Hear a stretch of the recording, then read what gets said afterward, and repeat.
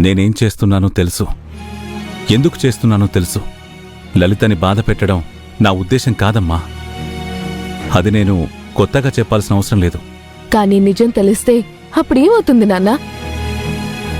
మీరు తన్ని మోసం చేశారని ఆ అన్నపూర్ణ ఆనందం కోసం తన నమ్మకాన్ని ఇలా తాకట్టు పెట్టేశారని అమ్మంటే మీ దగ్గర సమాధానం ఏముంటుంది? మిమ్మల్ని నేను తప్పు పట్టట్లేదు నాన్నా. ఒక భార్య మీదున్న ప్రేమ కోసం, ఒక బిడ్డ మీదున్న మమకారంతో మరొక భార్య ముందు మీరు దోషిగా నిలబడకూడదనే నా ఉద్దేశం నాన్నా. మీకెక్కడ ఆ పరిస్థితి వస్తుందేమో అని నా భయం. అలాంటి పరిస్థితి రాకూడదంటే సాధ్యమైనంత త్వరగా ఇంటి మీద తీసుకున్న లోను క్లియర్ చేయండి నాన్నా. అప్పుడు ఏ ప్రాబ్లం ఉండదు. నేనొచ్చిన పని అయిపోయింది. ఇక మీరు బ్యాంక్కి వెళ్ళండి.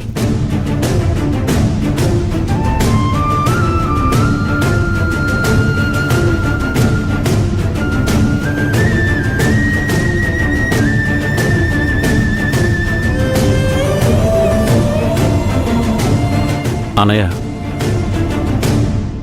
వేద చెప్పింది కూడా కరెక్టే కదా? అవునరా, నేను చేసిన ఈ పని వల్ల లలితకి నాకు ఎక్కడ అపార్థాలు వస్తాయో అని, మా ఇద్దరి మధ్య ఎక్కడ గొడవలు మొదలవుతాయో అని భయపడుతుంది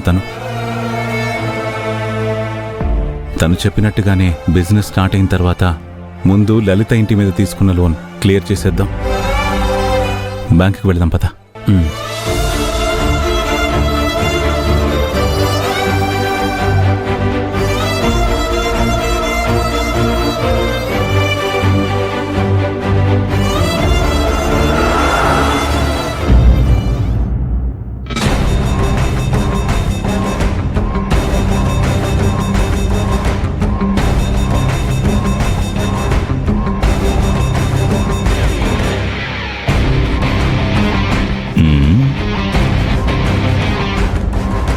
ఏంటి కాంచనా సీరియస్గా ఆలోచిస్తున్నా? అదేనండి, విష్ణు గురించి. ఆ శివరామరాజు అంత పెట్టుబడి పెట్టి బిజినెస్ స్టార్ట్ చేస్తాడంటారా? దానికి సంబంధించిన అరేంజ్మెంట్స్ చేసేస్తాడంటారా? విష్ణుతో హోటల్ బిజినెస్ పెట్టించడానికి అన్నపూర్ణ ఒప్పుకున్నప్పుడు శివరామరాజు చేయక చేస్తాడా?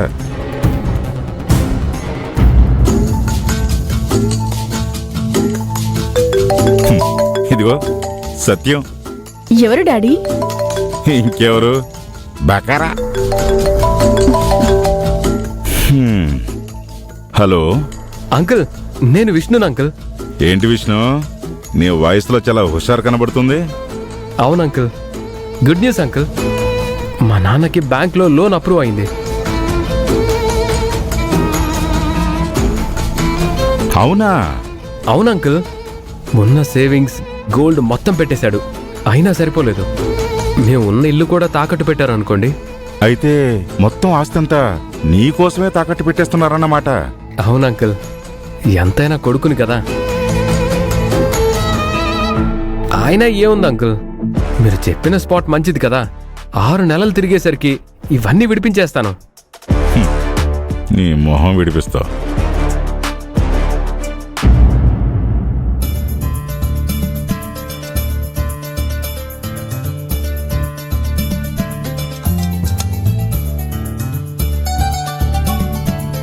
ఏమే అన్నపూర్ణ, ఇవాళ ముఖం కళకళలాడుతూ వెలిగిపోతుంది.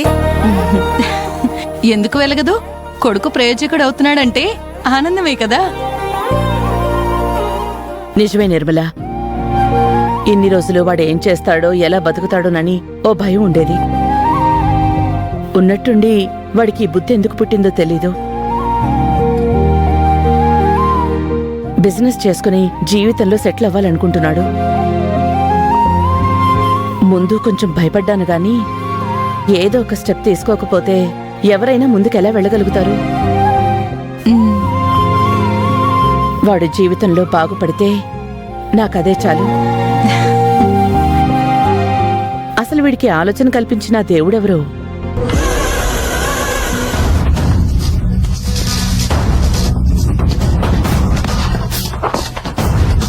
మీ బ్లెస్సింగ్స్ కారణంగానే ఇంతవరకు వచ్చాను.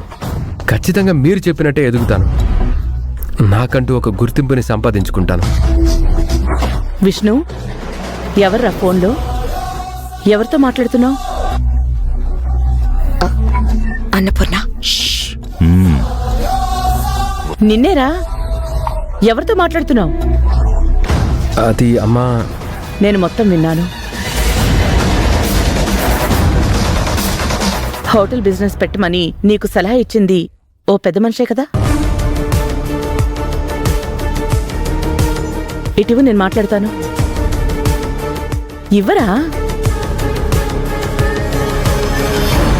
హలో, నమస్కారం అండి.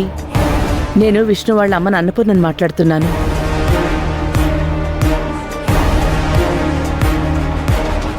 యాక్చువల్గా మా వాడు కొంచెం అల్లరి చిల్లరిగా ఉంటాడు. ఏమైపోతాడోనని భయపడిపోయేవాళ్ళమండి. వాడితో ఏం చేస్తే బాగుంటుందన్న ఆలోచన మాకెప్పుడు రాలేదు. ఎవరో మీరు మాకు పరిచయం లేనివారైనా మంచి మనసుతో వాడి లైఫ్లో ఎదగాలని ఒక మంచి ఆలోచన వాడికిచ్చారు.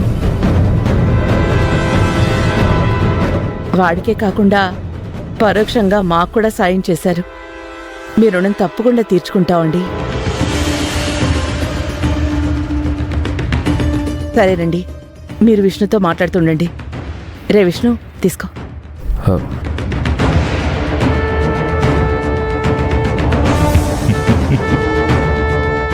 అంకుల్, ఇక 2 రోజుల్లోనే ఓపెనింగ్ పెట్టేసుకుందాం. ఓకే విష్ణు, నువ్వు అలాగే పైకి పైకి పైకి పైకి వెళ్ళిపో. చాలా థ్యాంక్స్ అంకుల్. బావా, వాళ్ళు అలా అలా పైకి వెళ్ళగానే కిందకి తోసేస్తారులే. చూసావా కాంచన, శివరామరాజు అంత పెట్టుబడి పెడతాడా అన్నావు. ఇప్పుడు చూడు, ఉన్న యావదాస్తిని తనఖా పెట్టేశాడు. బావా, శివరామరాజు పెట్టుబడి రెడీ చేసేశాడు, ఓకే.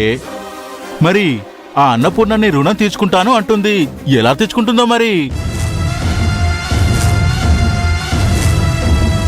అంటే ఏంటి మావయ్య నీ ఉద్దేశం? ఏముందమ్మా, ఆ విష్ణుని ముంచడానికి, ఆ అన్నపూర్ణ కుటుంబాన్ని రోడ్డు మీదకి లాగడానికే మీ నాన్న ఈ ప్లాన్ చేసి వాణ్ణి ముందుకు తోస్తున్నాడనే విషయం ఇప్పుడు ఆవిడకు తెలీదు. పొరపాటున రేపెప్పుడైనా తెలిస్తే ఇప్పటి వరకు మనం ఏదో పనులు చేసినప్పుడల్లా వచ్చి తీర్చుకుంది కదా రుణం.